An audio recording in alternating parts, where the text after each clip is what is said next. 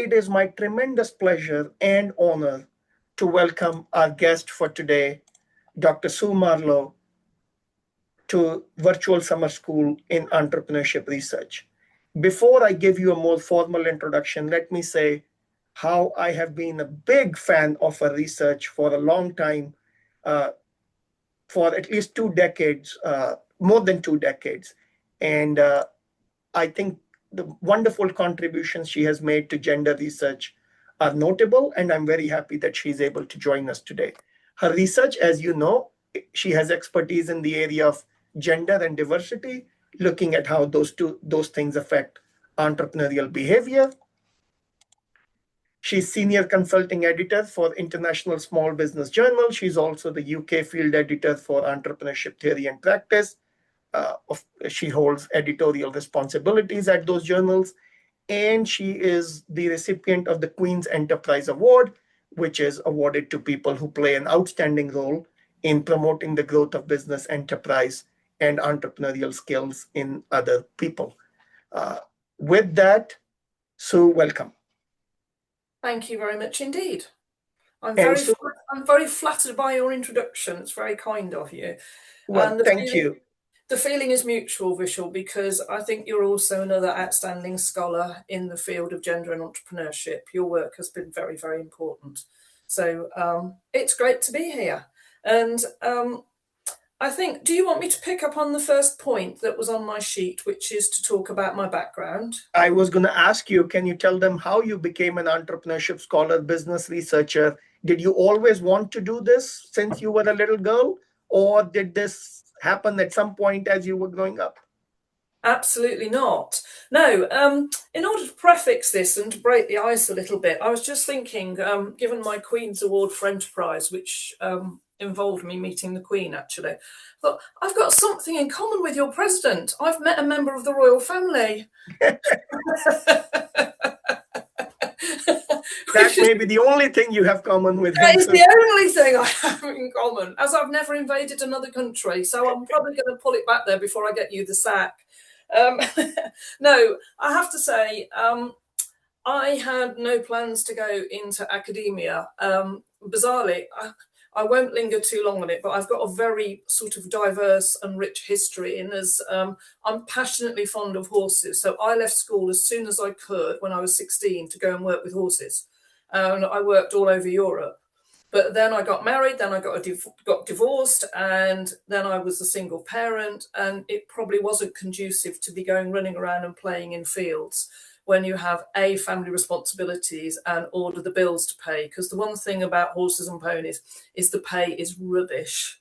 And also I was motivated by the fact that my ex-husband had a PhD. And at that time, I really thought that, and even now probably, I thought, you're really not very clever. And if you can get one, I'm damn sure I can. So actually, when my son went to school, I went back to university at the University of Warwick, that some of you may have heard of, because it was relatively local to where I lived. So I did a first degree in sociology and I did a second degree in industrial relations. So I have no background in that aspect, in entrepreneurship at all. But when I finished my postgraduate work, which was, as I say, in industrial relations, I was a single parent. I had to get a job. And I did some work for the Dean of the Business School at Warwick at that time. And also somebody mentioned to me there was a research post in the newly constructed Centre for Small and Medium-Sized Enterprises at Warwick, which was led by a Professor David Story, which some of you younger people may not have heard of, but David was one of the foundational academics in this particular field. So I got a half-time job in the SME Centre, as it was called then, as well as doing other forms of work. And the thing that struck me almost immediately, having got a first degree in sociology, was that this whole SME Centre was populated by white middle-aged men in very poorly fitting suits who had a whole string of middle-aged secretaries who ran around behind them and sort of looked after them the whole time. For me, it was coming from sociology. It was a bit like the land that time forgot, because there was no sense of even, sort of bear in mind this is 30 years ago, but even then, we were engaging with issues of equality, diversity, things were moving forward. And there was absolutely none of that, none whatsoever, no recognition. So consequently, I decided that it was a pathway I'd like to pursue. And I first began doing that by working in the field of ethnic minority enterprise, actually, with another close colleague of mine, Monda Ram, whom some of you may have heard of because he's been very prolific in his publications in terms of ethnic minority enterprise. So I did some work with Monda. David was extremely skeptical that you could get anything published that was to do with these particular fields because A, they weren't about business creation, they weren't quantitatively based, and also they weren't about growth-oriented businesses. And if you weren't working in those three fields, that was where it's at. You know, sort of, it was very much a very focused, what I would call blinkered approach. And the other aspect of it, given the time period when there were, in the UK certainly, recessionary pressures, the focus was how many unemployed people can you get to become self-employed? And Warwick was running courses to bring people from unemployment into self-employment. So that basically was my background.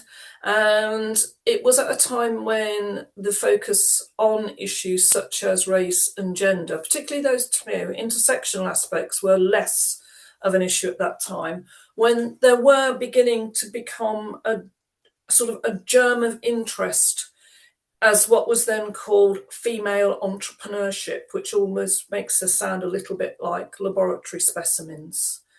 And so consequently, there was a greater focus on that. And I had the luck, it wasn't a privilege, it was the luck to be involved in an emerging field right at its inception. And if you get involved at that point, it gives you a lot more scope to A, have a presence there, as long as that field begins and continues to evolve and it just doesn't disappear. So you can have a presence there and you can also make some mistakes. Because I look back on some of my earlier work now, which I think, oh, really? You know? And people will say, I read this paper by you. I think, oh, please, God, no. Because bizarrely, once I've published something, I never read it again. I never look at it, I never read it. Because I'd always find a way to improve it. So I just don't do it. But I know that some of the earlier work was pretty crude. It was sort of going into the field at that particular time.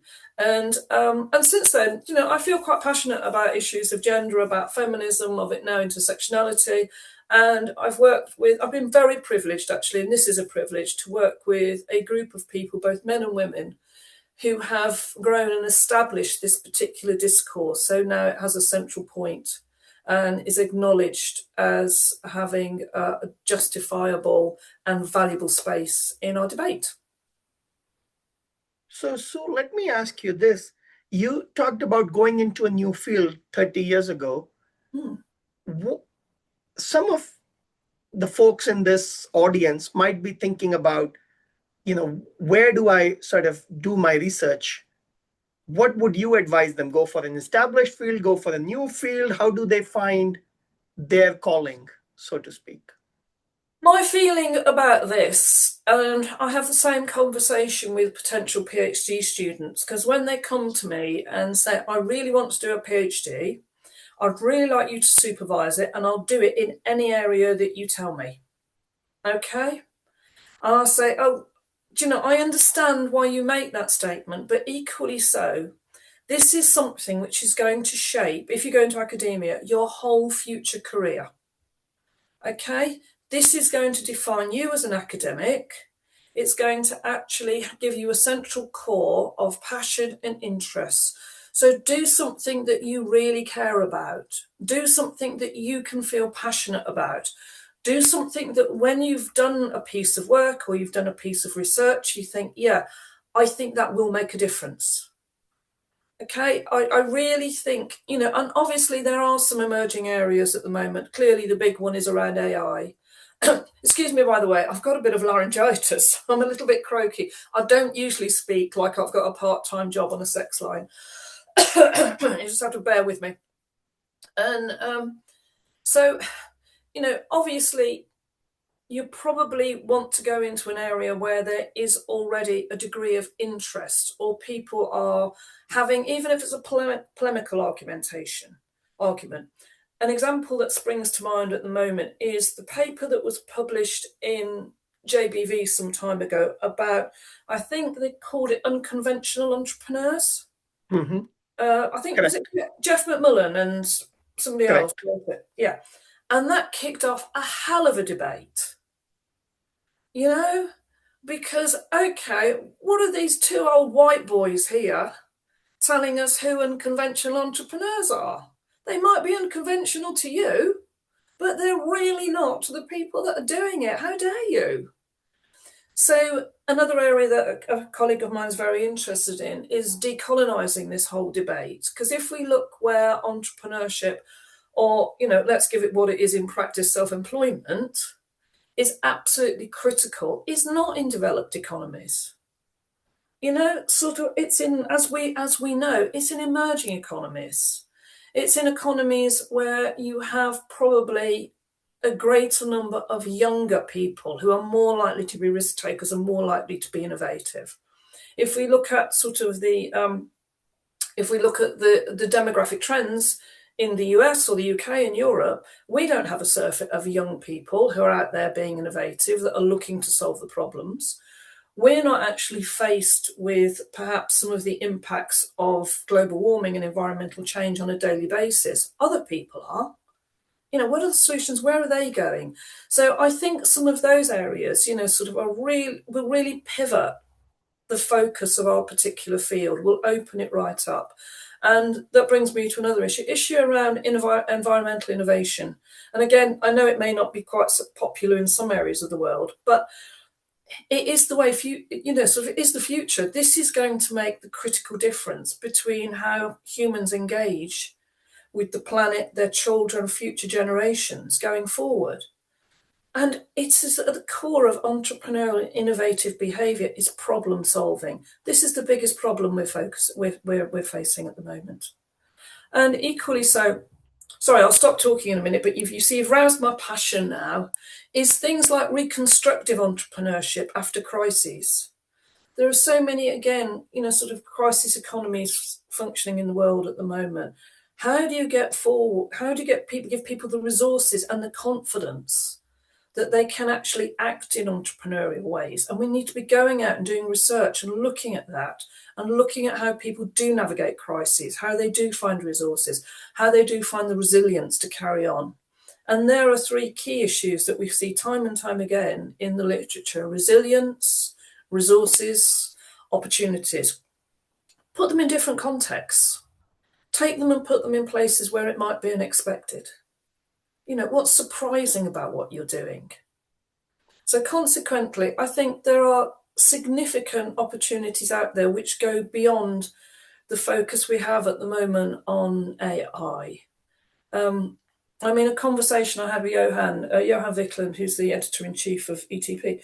Johan's obsessed with AI, and he says, in fact, that there really isn't a future to doing theoretical research, because AI will do it all for you.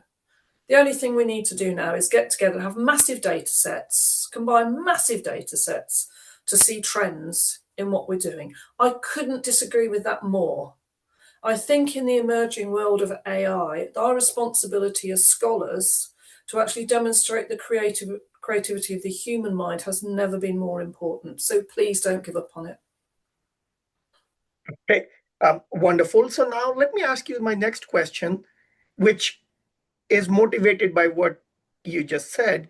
You do research on gender entrepreneurship. Now, some people believe that gender entrepreneurship research is equal to female entrepreneurship research. And others argue that gender is not equal to female. Men also have gender. Where do you sort of stand on this? How do you see this field in your research? Personally speaking, and I know a lot of people still write about female entrepreneurship, and I guess perhaps some feminist critics would say that actually, given that women's position in the gender hierarchy is one which lacks privilege or power, then we actually should be specifying that, you know, sort of female entrepreneurship, the way way gender affects women. I, however, use the term now, generally I use women entrepreneurs because I'm going to bring them away from this laboratory approach. Although, sort of people use it for quantitative studies, which I'm sure, Vishal, you could easily justify for that because it's a counting thing. So you're counting sex, not gender. If I could just, sort of introduce that into the debate, because now we're not allowed to use the word sex. Everything has to be gender. But actually, if you're counting stuff, you're counting sex. You're not counting gender. But to my mind, because I do mostly qualitative interpretive research, I do use the term gender, but I always specify that this is going to be a gendered analysis of women's business ownership. So that actually says that gender is a system of power and privilege. It has equal impacts on men and women because sex actually is understood as comprehended as human subjects. We understand sex as gender. So therefore, whether one has a cisgender or whether you're transgender, or even for people who are heteros, so they're hermaphrodites, for example, they will still have a gendered representation of the self. So then my interest is, how does that gendered representation of the self give you either advantages or disadvantages in the system of privilege and power, which is actually fundamental to how gender works in the human condition? And, sort of looking at people like, say, Judith Butler, who's the feminist philosopher. And I'm going to say, mostly in what she writes, the only words I understand are and, if, the, and but. The rest of them I do find a bit challenging. But a lot of her work, when I see it in what I might call a more simplistic translation, I think is very important because she also talks about gender as being something which is performative, because we all perform our gender. The moment you're born, in fact, Judith Butler will argue actually before you're even born, when women are pregnant and you've got an active fetus, they'll go, oh, that's a boy. Because we all know boys are very active. If it's very quiet, well, that's lovely, because little girls are quiet, aren't they? So even before you're born, we are gendering, we are boying the boy and girling the girl. So consequently, I do focus on gender. I make the specific aspect that, sort of I'm focusing on women. I have done some work on men and masculinities. It's something that I think is very interesting and is largely neglected.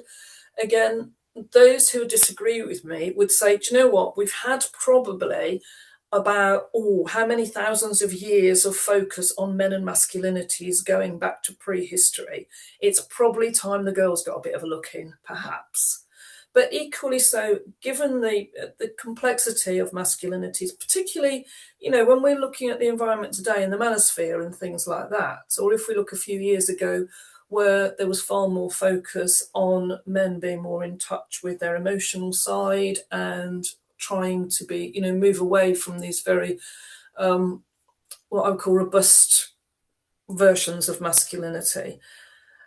And given the way that we view entrepreneurship, or its stereotypical notion of entrepreneurship, it very much dovetails or intersects with these quite extreme notions of masculinity.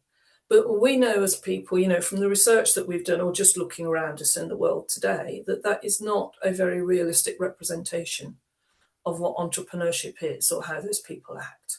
So consequently, I do tend to focus on, sort of gender issues. I do make it very, very clear that I'm looking at gender as an influence on women. But I think actually the work I've done on men and masculinities has been really interesting. And I think it would be nice if we had more of it coming forward. I think that's good for people to know, especially those who are coming into the field, that is also a very important area of research. Now, thank you for saying what you did about Judith Butler's work, because I was always embarrassed to admit that I do not understand much of it. And now I can say, as Sue Marlow also said, wow, it's sort of, I'm in good company.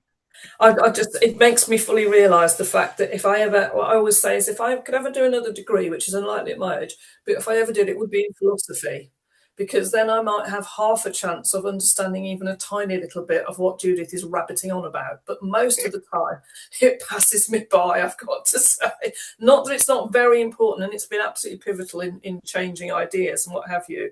But I have to say, I do like the translated version. Yeah, I'm with you on that. Now, as someone who's been in the field of women's entrepreneurship, or just for ease of, we'll say gender entrepreneurship for a long time. How do you see sort of the field evolve over time, and how do you see it going forward?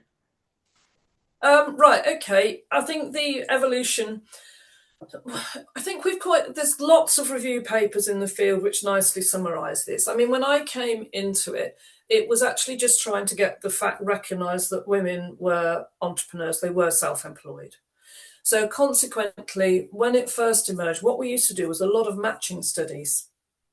So there was lots of efforts to compare men and women and what they did in entrepreneurship, to open the fact there was a gap between what they achieved. So it was always that notion.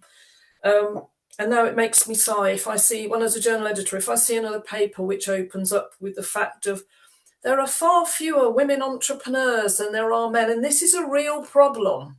And I always think to myself, well, given that being self-employed is really rubbish in terms of payment, security, and everything else, I think it's a flipping good thing, to be perfectly honest.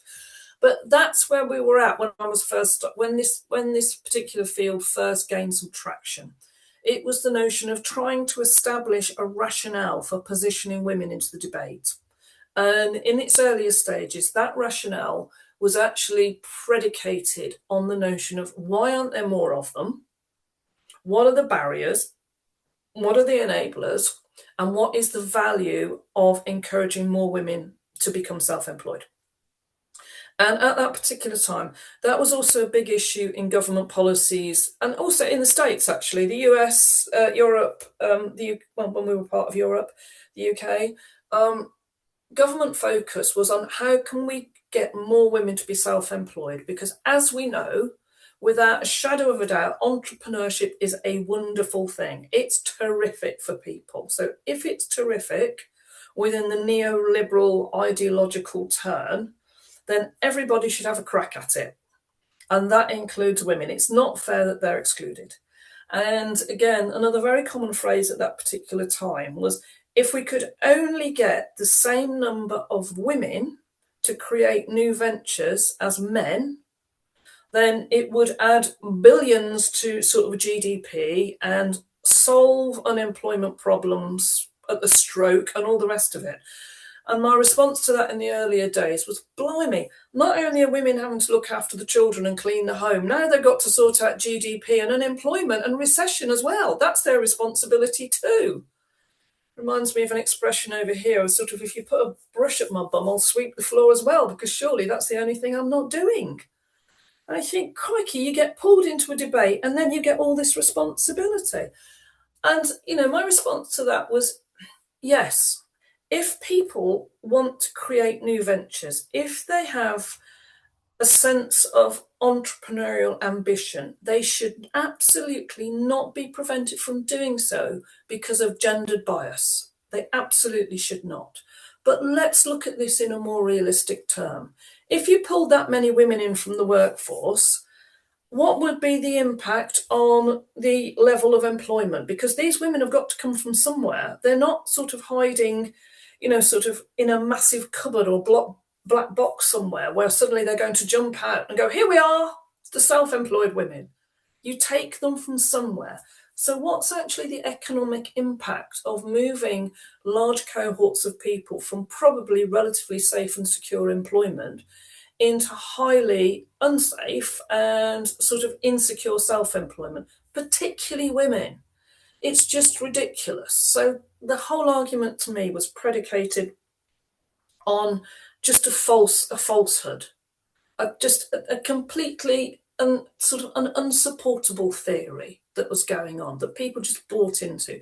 So I did quite a bit of critical work on that. But we got it on the map. We got this notion that then you started having conferences which had tracks for female entrepreneurship. And I remember having quite a lively debate with a Swedish colleague. I can't remember her name now. It's quite such how long ago it is.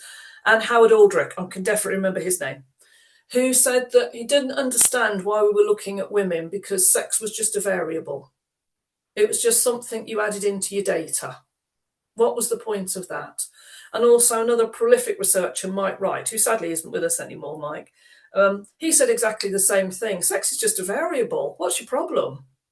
And trying to get the sociological arguments over to people like that was very difficult. But actually, we did it because we actually identified the fact that sex was more than just, well, sex is a variable, no two ways about that. But gender is a sociological construct which has the impact of constraining or enabling people's life chances. And if one of those life chances is to become a new venture creator, or to grow your business or scale your business, then it is critically important to our whole field of debate and the narrative.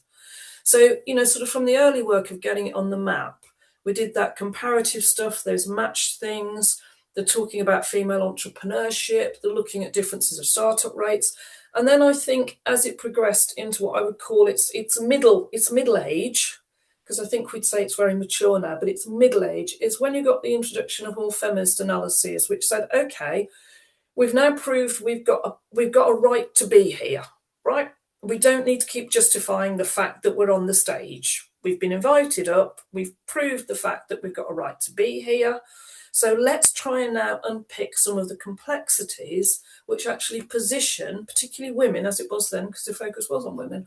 Why are women positioned in this way? So let's now look at more complex theories of gender, and then let's critically evaluate them from feminist analyses, which Helene, my colleague, did a very important paper in 2006, which looked at the entrepreneurial discourse, which actually looked at entrepreneurship as something which was embedded in terms of narrative and speech.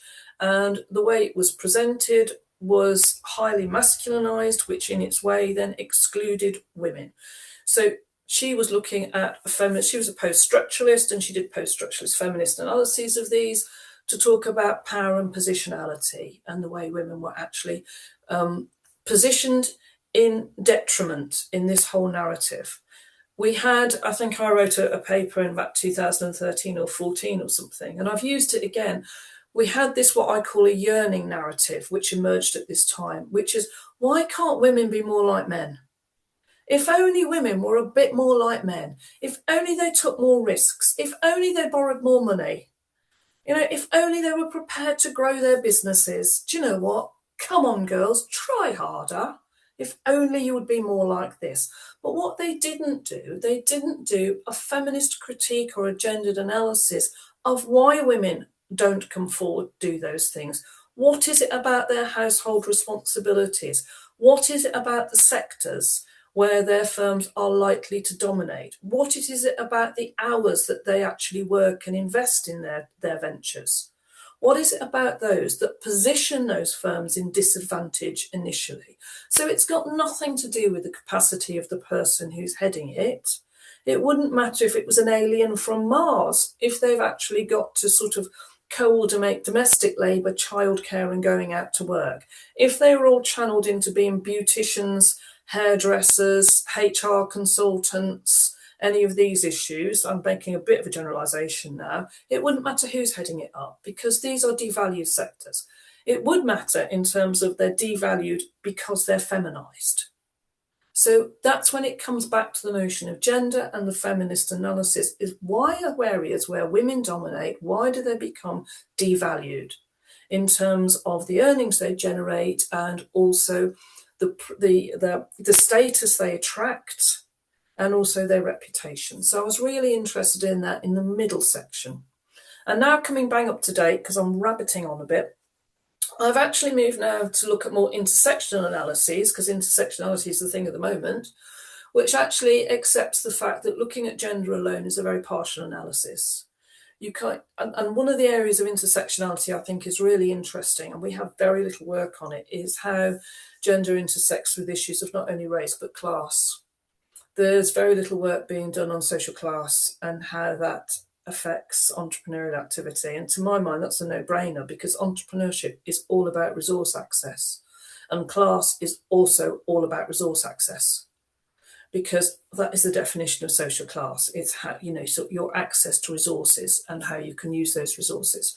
And so consequently, I think it's quite surprising that we haven't had more class-based analyses in the same way as we've had, say, gender and race-based analyses.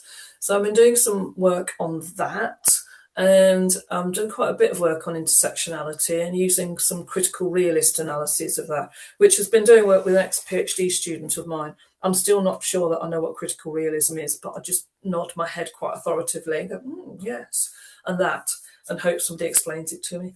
But and just recently, I think now, because our debate is quite mature, I think another emerging argument which is coming forward, and I'm renowned for this, where people go, oh, she's banging on about it again, is that in the current era, that self-employment or entrepreneurship is actually not a good career option for women. It's really poor, because if you actually have a look at returns to self-employment, and I'm talking about the self-employed, the entrepreneur, but sort of as a proxy for being an entrepreneur, being self-employed. For all the self-employed, they tend to pull at both ends of the earning range. So there are a few right at the top, the very successful ones, the tech bros and all the rest of them, they're doing really well. There's an awful lot at the very bottom who actually can only compensate for low incomes by working long hours. So if you actually have a look at hours invested into self-employment, people will actually argue that entrepreneurs do that because they're passionate about their venture. And I'm sure they are. I think they're probably passionate about having a couple of hours off every now and then, or being able to go on holiday or spend more time with the family. But consequently, because of the nature of what self-employment is, you create your own job. It's also very hungry in terms of time. Well, actually, then, if you factor gender into it and look at the way a lot of women are using self-employment, they're using it as a flexible form of work. So they're opting out from formal work into flexible forms of self-employment, which has been celebrated as being wonderful for women. This is great. You can decide when, where, and how you work. How marvellous for you. And at the same time, then, you actually are subject to having some of the lowest incomes in terms of out-of-waged and self-employed people. Women pool at the bottom.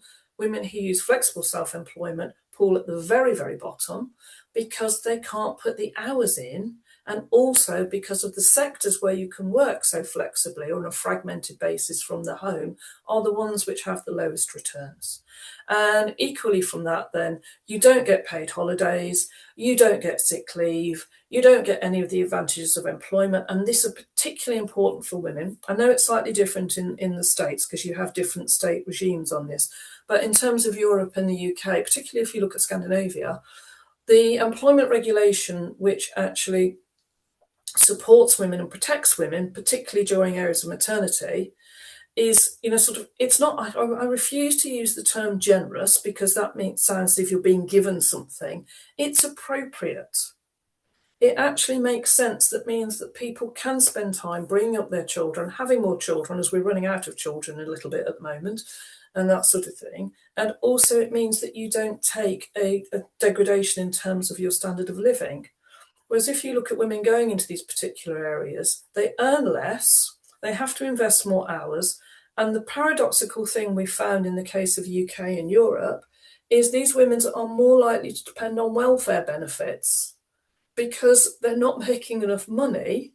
So consequently, they are supplementing the household income through welfare benefits, which strikes me as being a distinct paradox in the neoliberal discourse about the agency and the independence of self-employment, if what it actually does is ensures that more people become dependent on welfare benefits.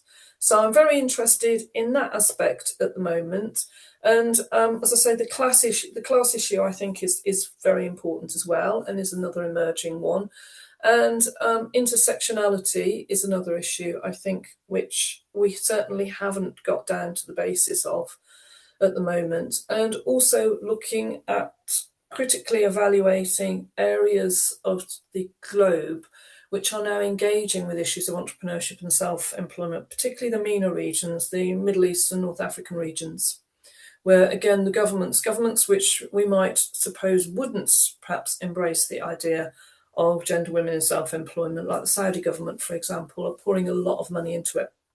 And sort of why that's happening and those areas going forward. So so lots of things going on. I think I've said enough. People So you do see this as a fertile area of research going forward, is what I take from you. Yeah, I do. And what I think it is, just to capture the last things I was talking about, so about some of the disadvantages, I think the field is sufficiently mature that we can now be reflectively critical of it. Because when something is emerging, sort of perhaps you don't want to stand up and go, this is pretty rubbish. But when it comes to a point where you have a really strong foundation, where you have a significant body of work, sort of which some of which is better than others, and where you have these what I would call, the foundations of that debate are well established, you can then have the confidence to say, right, okay, let's now reflectively critique what we're doing. Is this a good thing to carry on doing? Should we still carry on in the same way that we have in the past? Should we now take apart the things that we've taken for granted in order to establish new areas and new areas of debate? Okay, wonderful. I do have several questions based on what you said, but I'll sort of go through my standard questions, and then if we have time, I'll come to. So you are an editor, you are a reviewer. What do you look for in a paper? All the journals now tell us that submissions have increased. More and more people are getting desk reject decisions. More and more people are going through review processes and then getting rejected. How do you decide as an editor or a reviewer if a paper has potential or not? Well, what you have to remember about as editors is once we have degrees of expertise, and once you've been an editor for a while, you get to learn lots of things that you never did before. The paper that you submit, so if you submit a paper to me, and for example, it's in finance, right? I know a bit about finance. It's not my particular area of expertise, and I'm looking through it. The first thing I'm going to look at is its degree of coherence. So I know there's some really small points which make a difference, because we all know that first impressions really count. So this may seem really petty, but if it says do 100-word abstract, do 100-word abstract. Okay?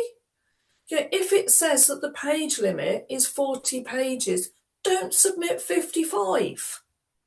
Right? And I know this may seem blindingly obvious, but you would be amazed at the number of people who just cavalierly, sort of ignore these particular aspects. So first of all, pay attention to the presentation of your paper.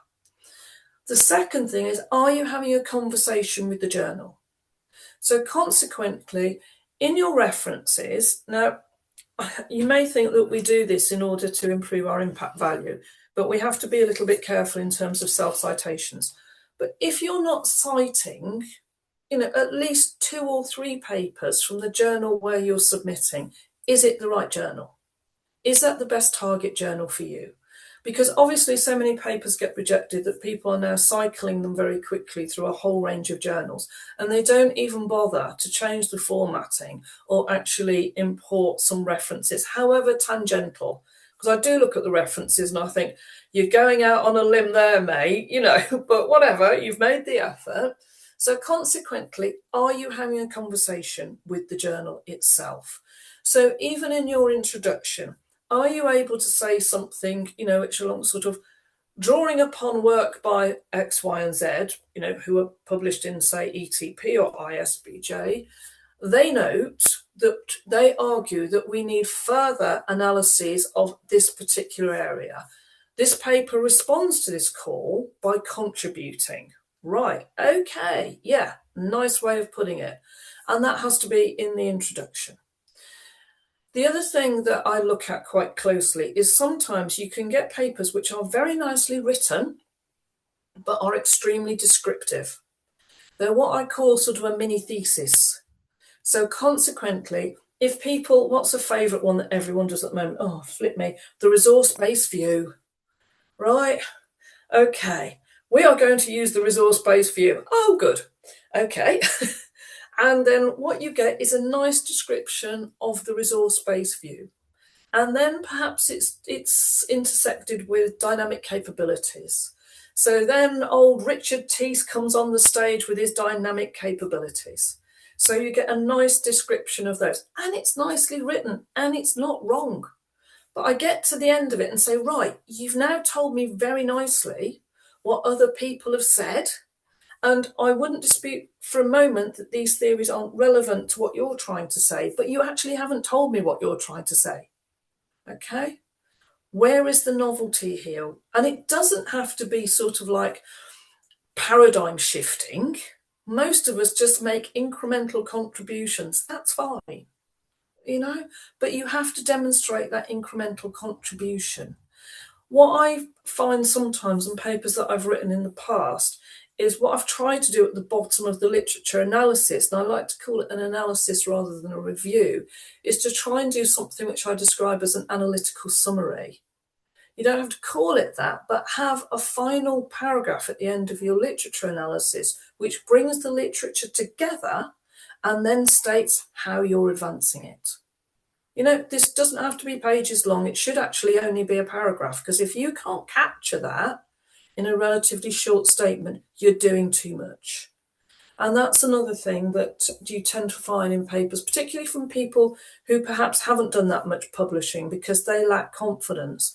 They're throwing everything into it. A paper I looked at ETP the other week was quite nicely written, but it had identity theory in it, it had liminality in it, it had gender in it, it had intersectionality in it.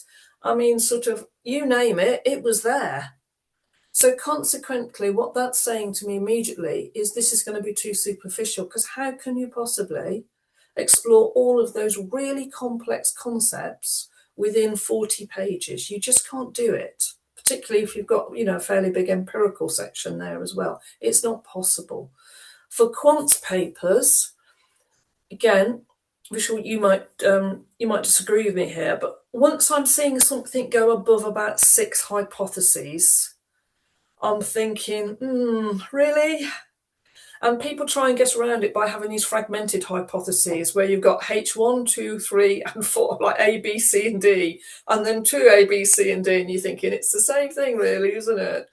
And also hypotheses which are not theoretically distilled, but they've got a little paragraph and then bang, a hypothesis put there. Okay, that immediately makes me think of, are you working backwards from your data? Okay, rather than actually giving me, again, you don't have to have pages, but you have to have some sort of analytical tone to the debate where you are distilling those hypotheses. So they are not just described and they're not just listed, they actually are clearly emerging from the literature.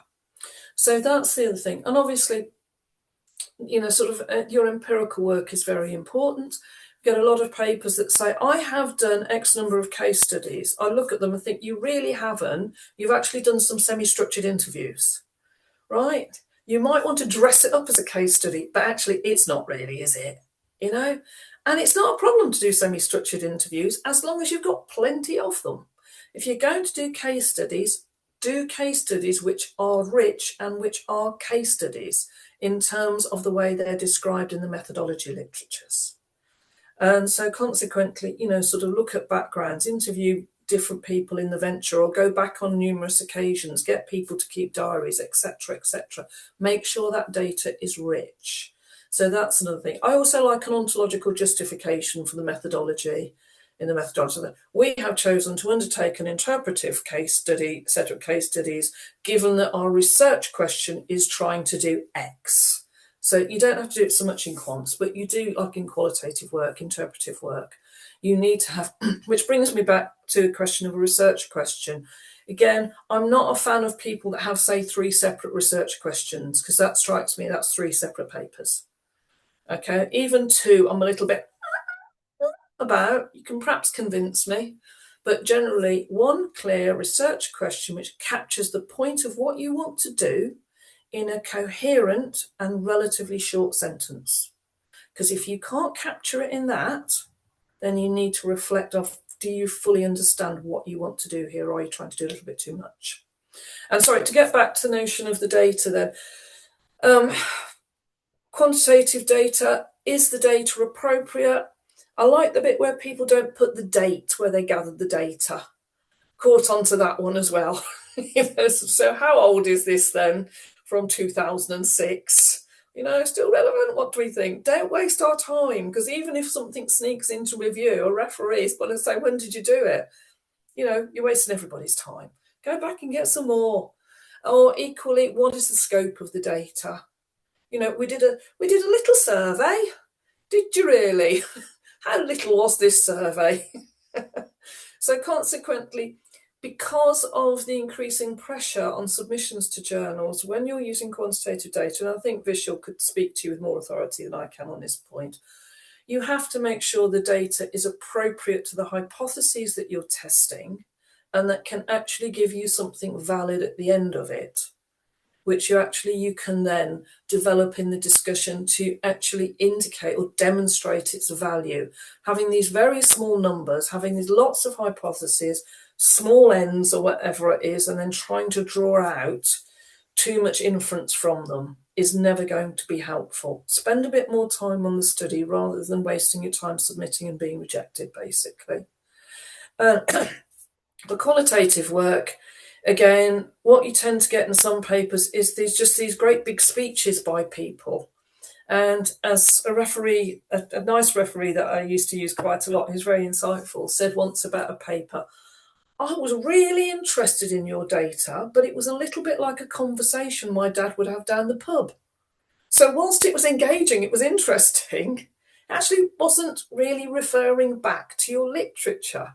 And one of the most useful things I ever read, which was a paper in Human Relations, which spoke about qualitative data, was the purpose of the data is to illustrate the theory. Okay? So that's its purpose. Data illustrates theory. It's not just there to entertain the reader or because somebody said something that was, that was quite interesting. Well, it may have been quite interesting, but is it relevant? Because the other thing that I speak about quite a lot with my PhD students is the curse of the interesting but irrelevant fact. Because in fact, I got a paper rejected from JBV once on the curse of the interesting but irrelevant fact. It was on a really nice R&R as well, and I went off into I read something, like, blimey, that's really interesting, and packed it into this paper, and the referees came back and said, yeah, I don't know where this has come from, but I tell you what, you're not having it. And do you know what? It was a lesson we all learned. And it was really interesting stuff as well about deprivation and wicked theories or something. Wicked something or other it was about. But it was from the developmental literature. But whatever. So we all learn by mistake. And also, discussions and conclusions. Conclusions where, again, the referee or the editor might not agree with it, but try and have something which says, the critical contribution of this paper is to, right? Okay. It might not be convincing, but again, you have to be able to put an argument together that at least you think is convincing in terms of it. And so consequently, and also just a few very points, particularly some of you who may not be, that far along your journey, I love a journey, in your publishing process. Never claim to be the first to do something. Really? Okay, so you've read everything, have you? Right, you don't think there might be a PhD student in Azerbaijan who might have published something on this because you've read that too. Don't be ridiculous. And also the other response to it is perhaps you're the first one to do it because it's absolutely pointless and meaningless. Don't have what I would call reactive justifications for your work, which are, this is the first, not many people have done it. So what? Have proactive, this matters because, right? Not because it's the first, because it advances this literature, it exploits this space. Sort of it does that type of thing. And also just write correctly. If you do use large language models, the bane of my life, do not trust them. I think I write far better than a large language model, but I accept the fact there are a lot of people for whom English is not their first language, and we don't want them to be excluded. That's why you get so many more submissions now, because on one hand, it's inclusive. It's enabling far more people who have previously been excluded from actually becoming included in our particular field. But sometimes the proliferation of the possessive apostrophe and other little, which I absolutely hate, that's enough for me to reject a paper. But anyway, I'll move on. It's making me tense even now. Okay, but even sort of they have verbal tics like they'll use the incorrect grammar and lots of things. Everything is unique. I've never known so many unique things now. Everything is unique. And perhaps if I was a professor of philosophy, I could argue that probably everything is unique. But I don't think in the way that term is used in papers is very appropriate or often accurate. Very few things are unique, right? They might be particular or specific, but don't tell me they're unique. Blimey, the competition faced by SMEs is unique. Really? Okay. And so consequently, avoid these superlative terms which AI absolutely loves. Another one which I can share all this with you, and then you can be able to tell any of you that actually have students or visual, when you're marking, the moment I see these, I think, oh, hello, this is an AI one. Okay. On the other hand, well, you never had on a first hand. If you don't have on the first hand, how can you have on the other hand? But AI loves on the other hand. Oh, it's one of its faves. It hasn't scraped enough yet to get the first hand together, but I'm sure it will. So consequently, if you do use them, and as I say, they are permitted, but you have to acknowledge them, get somebody else to read it through for you as well. Don't depend on it. Okay, so I think that's my thing. Do a good abstract, because that's what a referee sees. So make sure, however long it's supposed to be, it's good. Okay, have a relatively short introduction where you say what the paper is about, what other people have said about this topic, what you're going to say about this topic and why that matters. And for some journals like ETP, then they like you to do a bit of a methodology thing. How are you going to do it? Then think of your literature work as a literature analysis rather than a literature review. Justify your methodology. Analyze your findings depending on which particular approach you're taking. Make sure you analyze them appropriately and in detail. Then don't give great, unless you're using vignettes, make sure that the material that you'll present, whether it's quantitative material, qualitative material, speaks either directly to your hypotheses or directly to your theoretical themes. And discuss it, and then in the conclusion, ensure that you make a contribution. And my first point, I'll come back to that again, make sure you're referencing the journal to which you submit. And my final point, sorry, this is my very final point, we get rejected. Vishal, have you been rejected from journals? I have, right? Okay, everybody gets rejected. So don't give up, okay? And a lot of it is just the luck of the draw, because you always get what's an R3. R1 and 2 tell you you're fantastic. R3 hates everything you've ever done. And you think, why do I always get this bloody R3? Where are they coming from? Why do they hate me? Okay? And anybody that tells you they haven't been rejected or they haven't had an unfair referee report is lying. Okay? So build up a thick skin, because you're going to need one. Wonderful. I'll invite folks to ask questions either in the chat box or raise your hand as we are waiting for them to raise their. Okay, we already have a question. So, Mariam, I guess you get the first question. You were the first one to raise your hand. Yes, please. Hello, Hello, Dr. Susan. I hope you're doing well. Yeah, apart from my laryngitis, but I'm struggling on. Well, thank you so much for your efforts, first of all, and thanks for your time. And I have a question, actually. As an editor, I was in several conferences, and I've heard that journals became more interested to empirical studies than, for example, comprehensive or narrative reviews. So, in your opinion, I am aiming to submit for a comprehensive review. Will I be rejected? Right, okay. So review papers have become, I think it's become more difficult to get a review paper through the review process, partly because a review by its nature is descriptive. So in order to, people think of review papers as being relatively straightforward. Well, actually, I think they're really challenging, because the skill in developing a good review paper is not the actual review that you do, it's actually the implications of the review at the end. So lots of people will do this lovely review and they'll say that they've looked at X number of papers, they've looked at 3- and 4-star journals, and they've pulled out these particular themes. And whilst it's a little bit unfortunate, as we would say at the moment in the current era, okay, AI could do that for me. Well, I never use it, but I presume AI could do that for us in probably 10 seconds. Right, okay, so why would we publish this work that most people are now using AI to actually produce these reviews, right? So consequently, what you've got to demonstrate is what we call the value added. So how are you adding value to this review? So my point on, and the other thing with review papers is obviously by their very structure, they tend to be quite long. So you don't get a lot of time to develop what I would call your voice, right? So you have to find a way of writing, which means that you can effectively summarize the key aspects of the review and then spend a greater amount of time and focus on talking about what are the implications of this review and what Yeah. pathways do they open up for the future, for future research pathways, because that's what we'd be interested in. So that's my advice to you. By all means, have a run at it, but do bear in mind that I think they have become more difficult to publish. But still, I mean, but there's a whole journal, the International Journal of Management Reviews, which has got a really high impact factor and, sort of is a really successful journal. So if you want to look at how to do a good review, it might be worth having a look at IJMR, International Journal of Management Reviews, which covers all areas of management, but they have entrepreneurship papers too. Have a look at some of those and see how they're being structured and argued.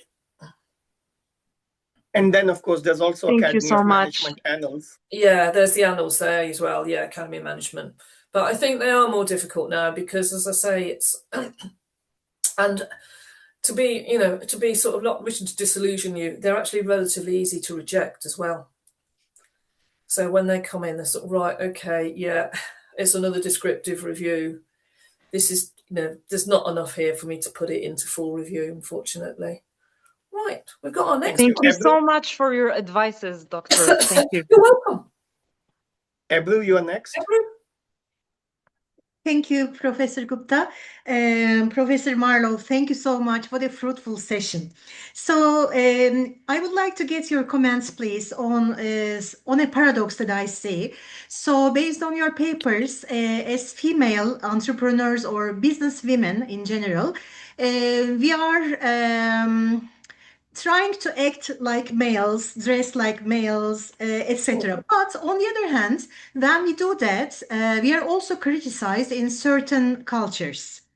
So rather than being accepted, we are criticized for raising our voice in a meeting or for being too assertive or sometimes being a little aggressive. But when male counterparts do that, it's pretty normal. So there's a paradox. What are your thoughts about that?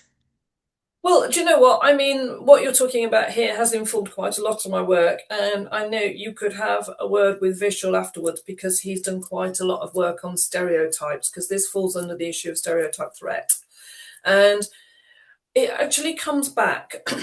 I haven't got an answer to it because I think it changes slightly over time.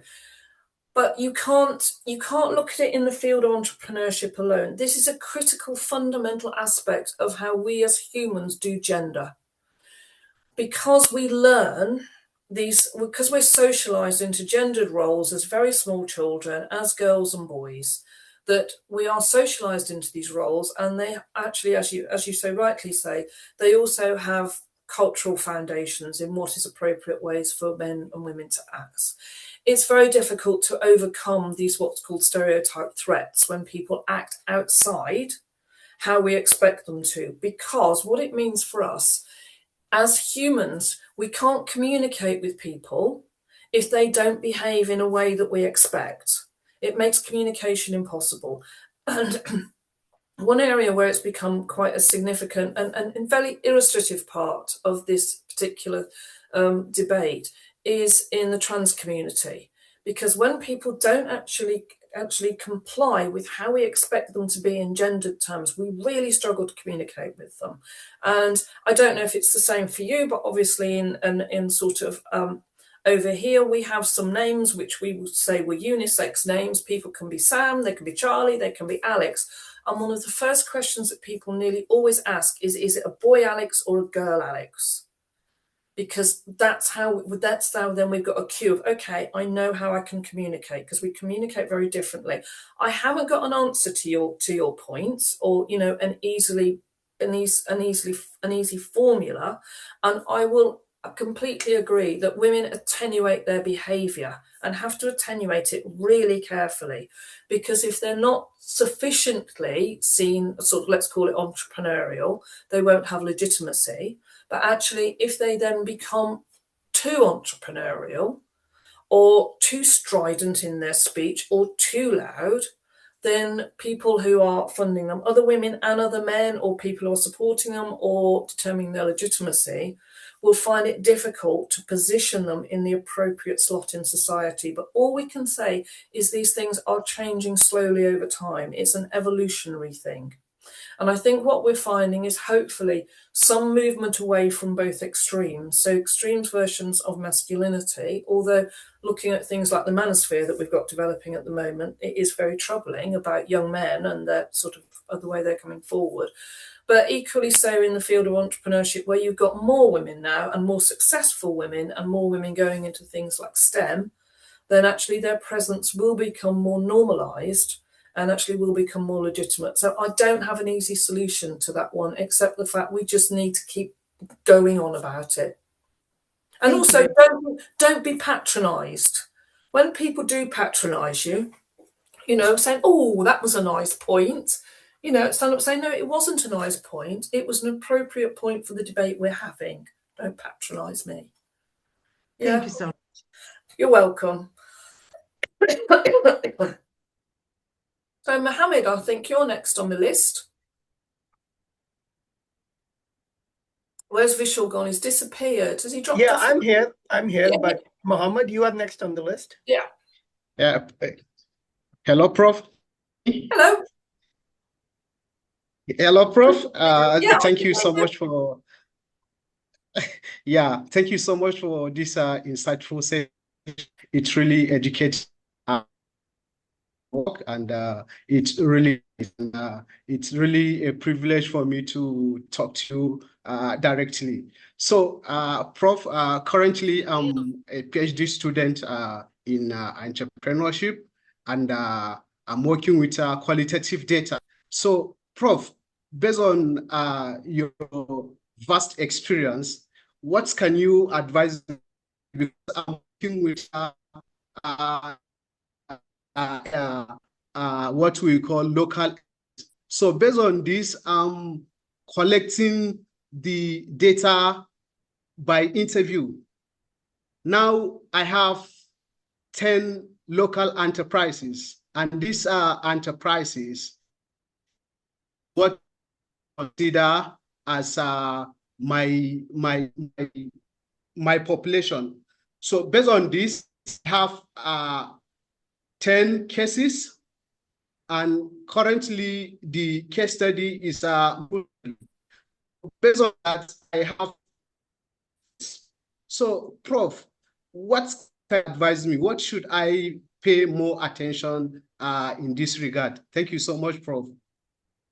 That's okay. Sorry, that was really breaking up there. It was a little bit difficult for me to fully catch what you were saying, but I think you said you've got 10 cases. So you've got a lot of data, and then how Yes. to organise it to find out, you know, sort of what you need to focus on. Would that be right? Sorry, it was a little bit, the call was breaking up. Give me a thumbs up. Yes, Prof. Okay? I have. Yeah. Yes, Okay. I have. Yeah, it's still breaking Prof, can you hear me? Let me go with it, and then you can Oh. take out what you can get from it. Okay. What I'm actually going to say to you is go back to your research question and your research objectives. Because if you're a PhD student, you're going to gather far more data than you can probably use. So the thing you've got to be really disciplined and self-disciplined about is when you're analysing your data, whether you put it through something like NVivo or whether you do it yourself and read it through and get other people to read it through, is say, what is relevant to my research question and my research objects? Okay, my research objectives, right? So that's what you need to do. And you need to have that research question and those objectives in the back of your mind all the time when you're reading your data and you're prioritizing it. Now, I'm not suggesting for one moment that the data which falls outside of those key focal areas for you is not important. That is the data for another paper or another project, right? So focus on the data that you're putting Yes, into Prof. your thesis and keep that other data. You might you can put it into themes, you might have it under different headings. So put it into other files that you can come back and use it again. Because when you're doing interviews, particularly for case studies, you're always going to ask people a series of generic questions. Why did you start your business? What are the big things that are, sort of preventing you from doing whatever at the moment, before you get down to what you really want to find out about?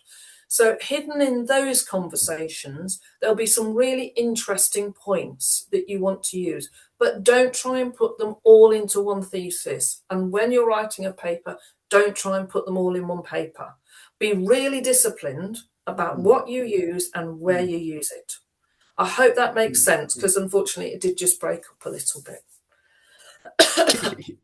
Now I think we've gone Yes, Prof. Yes, Prof. Okay. Sorry so much. That's Thank all you right. so So much. Yeah, it's all about it's all about Thank you, the Sue. analysis, because in analysis, I'm trying to link all the research, the theories and research objectives, so that it can link with my cases. Yeah. Thank you, absolutely. Mohammed. We'll move to the next question. Yeah. Priscilla? Priscilla. Hi, Professor. Thanks so much. I'll get straight into it. I'm stuck between a rock and a hard place right now. I'm doing a revision, and the reviewer is telling me that I need to perhaps tame my theoretical contribution because it could be overclaimed. So my question really is, how do we communicate effectively a theoretical contribution that is clear and credible, but not yet overstated? Are there any specific signposting words we can use? And secondly, though, and even more importantly for me, how do we differentiate between knowing that we have added to the literature versus making a theoretical contribution? Thank you. Okay. Because I haven't got sight of your paper and can look at it, it's a little bit difficult for me to comment in detail. But what I would say in the first place, I can say that it's a mixed method study. I added new variables to a model utilizing mediation analysis, and then I did the qualitative studies to explain the mechanisms behind the relationships that I was able to test and prove. okay, right. The first thing to bear in mind that as a reviewer, and lots of reviewers will say, it's very easy to say that sort of, you need to make a stronger theoretical contribution without actually specifying how that's done. Right? Okay. So don't think you're the only person that gets this. It's a very common comment for it. And it's easy to say, it's difficult to do. But to come back to the first thing, what I would advise you to do, as I say, it's sort of, even though it's a mixed method study, it's still a little bit difficult for me without knowing the details of the study, is there's a very good paper which was written in about 1997. It's old now, but it's still very good, by Karen Locke, which is Locke, and her writing partner, who has the marvellous name of Golden Biddle. And it was either in Academy of Management Perspectives or AMJ. But if you look at Locke and Golden Biddle, it will come up on Google Scholar immediately, because there aren't many people writing with that name. And it actually talks about structuring an article and how to make a theoretical contribution. They actually drill down into different types of theoretical contribution. They obviously observe the fact that people are very unlikely to come up with new theories, paradigm shifts. And most of the theories they develop will be incremental. There'll be incremental contributions. They actually talk about what an incremental contribution is, and will give you some idea of perhaps taking from that and referencing it. That then you can actually say, our contribution here, reflecting the work of Locke and Golden Biddle, is to incrementally advance this particular thing. People do overclaim sometimes, and one of the things I find, particularly perhaps not so with mixed methods, but qualitative work, is people will claim a theoretical contribution and then name an empirical element. So they'll say, one of our theoretical contributions is to actually develop new data. And you think, yeah, but that's not a theoretical contribution, it's an empirical contribution. So I'm sure you're not doing that, but it is quite a common thing to do because people struggle with it. So you really are entirely not alone on that particular one. So go and have a look at that paper. And I think it will also help you with your second point as well, because it's a long paper and it goes into lots of different aspects of how to structure an argument, how to make a contribution, how to claim a contribution. So have a look at that and hopefully it will help you. And Sue, we did share that paper in the chat box here so people can read. And it was also one of the papers we had recommended to folks to read before. But you are correct. It's a very useful paper. It's a classic paper, on it. Yeah, I found it really useful. I think, and although it's a little bit old now, I don't think it's aged in terms of its message. Mm-hmm. Right. Wonderful. Okay. Now, Sue, I know we told you 60 minutes and we are already close to 72. Do you have time for 2 more questions? I have time for one, only because my throat is beginning to give up on me as well. I'm losing the power of speech. In the interest of time, I guess I'll ask my last question to you then. And that is, you've seen a lot of, I'm sure you've seen a lot of scholars, young and senior scholars in this field over the years, some who became successful, some who sort of shone and then sort of didn't make it far, and some who you thought had potential but never really delivered on their promise. What do you think differentiates between those who realize their potential as academics, researchers, and those who don't, in terms of what's your advice for junior scholars? I think there are 2 things. One is context, and the other thing is passion and focus and resilience. And I'll explain the first one very quickly. I had a great PhD student. She was really, really good, and she was doing men and masculinities. And COVID came along. She got serious mental health issues, and she just never completed her thesis. It was a tragedy. So, sometimes things happen to people that you just can't accommodate, and you can't do anything about it. And I think, but the other thing about passion and resilience is it's really hard. And if you think back to where you were starting out, your self-visual of, particularly as a junior researcher, if you're a member of junior faculty, I know in the States, sort of if you don't have tenure and you're heaped up with teaching and everything else, you have to have a very, very, I think, a very disciplined approach to put time aside for your own work. And also, as I say to sort of most of the people that I mentor, if you're busy, I'm doing it myself at the moment because I'm doing some undergraduate teaching. I'm covering a module for a friend of mine, which I said at the first, yeah, I'll do that. And now I've got all these essays to mark. It's horrific. Oh, Matt, blimey, I am stuck in marking hell. Who knew it was this bad? But, sort of, I can spend a whole day doing this. At the end of the day, I think, I've worked really hard here because those things, although they're very important and they're not easy, they don't require huge amounts of intellectual effort. Whereas I can spend all day on a paper and I will rewrite an abstract time and time and time and time again. That 100 or that 150 words will take me days to write. And at the end of it, you think, what have I achieved here? Another 100. I go back to it every time. I try to stop myself. I can't help it. So doing research is difficult. It's challenging. It's time consuming. And it's exhausting in a way that doing all the other day job, I don't think really is, because it's intellectually exhausting. So consequently, that's why I've seen some people fall by the wayside. In our system, it's probably a little bit different from you. We have research posts and we have teaching posts. And there's people that I know would have been good researchers, but they're never quite going to get there. And they make brilliant teachers. So they've gone sideways into the teaching thing. And they go, it really works for me because when I've ticked my last box, when I've marked my last essay, I walk away from it. As a research active person, and I am always a researcher. It's always generally in my mind. When I'm out cycling on my bike, I'm thinking about how I might develop a paper. When I'm going over to see my pony, I'm thinking that, that's a really good idea, because it's always there.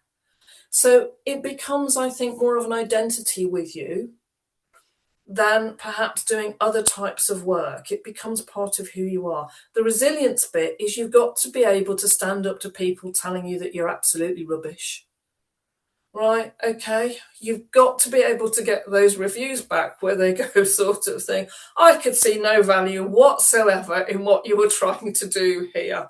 I think the author should probably give up and go and, I don't know, sort of like be a police officer or something like that. Really? Okay. But you have to get past that thing and recognise, on one hand, it is personal because they're telling you you're rubbish. But on the other hand, go, yeah, so what? You know, other people won't think like that. Other people will think what I'm doing is worthwhile. If they continuously don't, then you probably need to get a bit of help. But for most of us, you have to be resilient in that way that you accept the fact that it's like not everybody will like you. As my dad said, if you don't like me, leave me alone. And it's on that aspect. If they don't like what you've done, always take something away from it, because there'll be something of value in there. Okay, there'll be something you can take and go, yeah, that's really useful, that's helpful, I'll do that, and I'll start again, I'll do it again, I'll do it again, I'll do it again, I'll do it again. And I think that's something to take away. It's really not easy, but then when you do get that publication, when you do get that final, we're accepting your paper, that sense of satisfaction that you get, I think, is difficult to equal elsewhere. So don't give up on it. Accept the fact that particularly when you're starting out, it's going to be difficult. It's going to be time consuming. Your friends will fall out with you. Your partners will fall out with you because you're not there when you should be there. You're going to be distracted when you should be focusing on somebody's third birthday party and you should be making balloon animals. And you're doing it, but at the same time, you're thinking of your theoretical model. Okay? So try and find a way you can bring those two together. As a colleague of mine who's no longer writing, actually, Dawn de Tienne, a lovely woman, once said, do you know what? It's your work, it's not your life. Okay, so bear that in mind as well, but bear in mind that quite often your work is your life and it's your identity. So bring them together, but also make some time for yourself. And remember, when people do tell you they're rubbish, they're not always right. On that note, Sue, let me say thank you very much for giving us your time so generously today. I know I learned a lot, and I'm hoping our audience did as well. Thank you, Sue. Thank you so much. And it was an absolute pleasure to meet you all as well. And good luck in the future. I hope it all works out for you. Vishal, lovely to meet you. We've had so many communications. It's really nice to meet you in person. And hopefully we will do again in the future. Looking forward to crossing paths with you at AOM or another conference. Take care, my lovely.